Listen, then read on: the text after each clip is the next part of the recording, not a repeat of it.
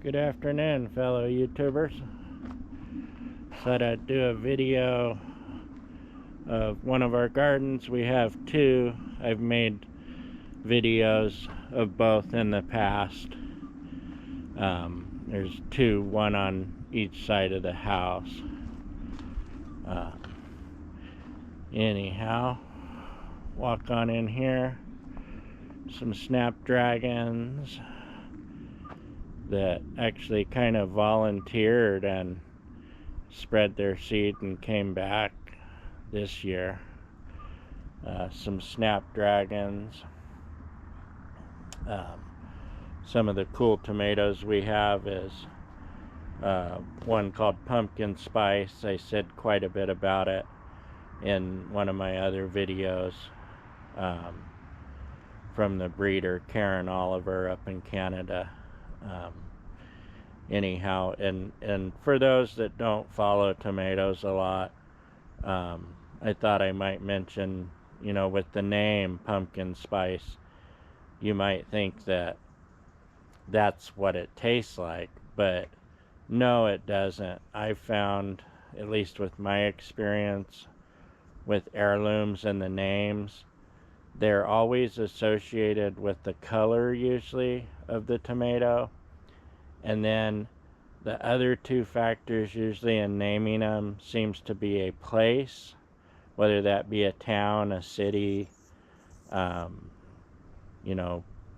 something like that, or it comes down to a family name. So those three combinations really, a family name, the color of the tomato, and then the location. That's usually what you'll find in heirloom names. So hopefully that helps people. Like with this one, pumpkin spice, it's because it's the color of a pumpkin, and pumpkin spice is just a catchy name, but very seldom, in fact I don't think I've ever seen an heirloom tomato where it really describes the taste and the name. It's those other things I mentioned earlier. Anyhow, we have strawberry lemonade here, Aunt Ruby's German green, Paul Robeson. We kind of didn't do real well last year, but the ones we did get we really enjoyed, so we made sure we put in several. I think we got 4 growing this year. Really flavorful tomato. Paul Robeson, that got its name, he was an opera singer, I believe, but he was also an activist for racial justice and things like that in I believe it was the 1950s and 60s. Paul Robeson. Have one called Pink Church House.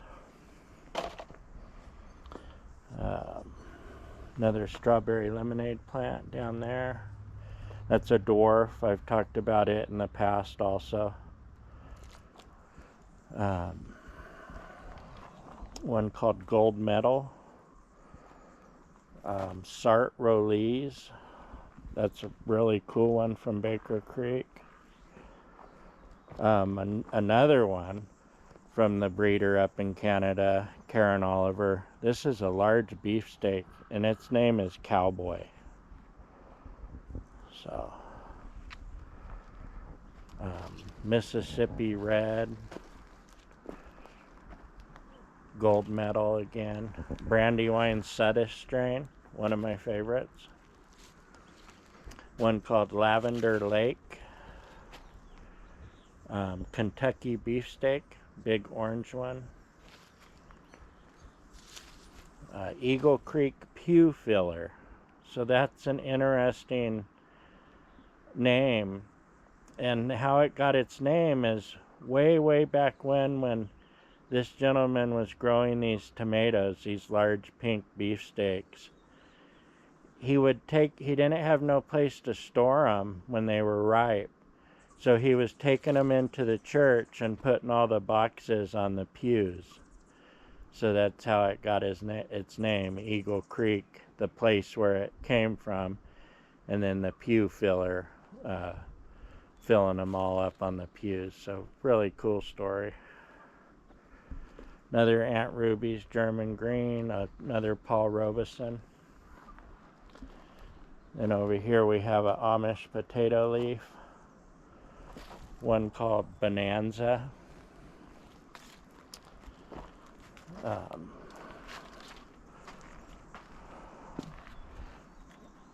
Another black creme. Got a couple growing in pots.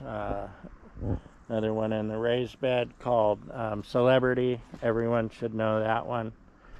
Widely sold, I think, since the early 80s. Hybrid. That and Lemon Boy are the only two hybrids I have this year. Prairie Fire. Another good one. One called Royal Hillbilly. Actually two over in this really big cage.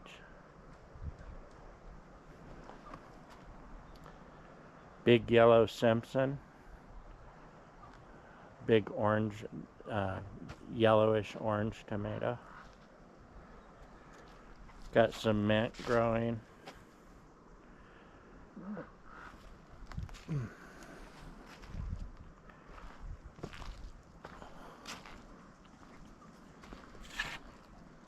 Then over here we have one called Encardia Paste. Talked about that one last year, large paste one for making sauce. A purple oxheart. And then down on the end, these two are Hungarian heart. Another really big oxheart. We've really liked it for spaghetti sauce, pasta sauce.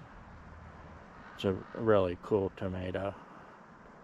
Definitely one you should give a chance.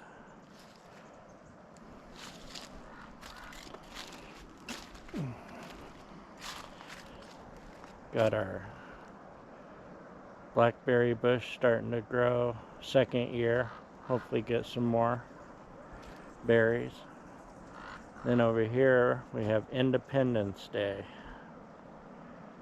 Potato leaf version called Independence Day. It's supposed to be like 6-8 ounce round red tomatoes in clusters.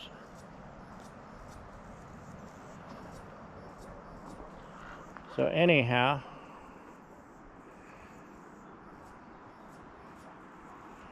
there's a view of the garden. Just getting started here. Today's April 13th. Waiting for that really warm weather so everything can get going. Walk out and get a little shot of the mountains. Southern Sierra Mountains.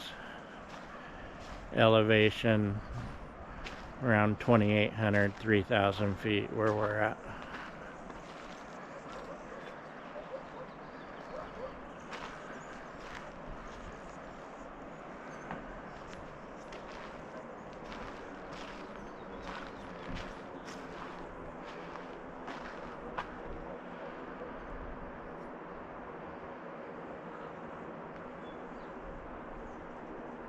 Anyways, thanks for watching. Hope everyone has a great evening. Thank you.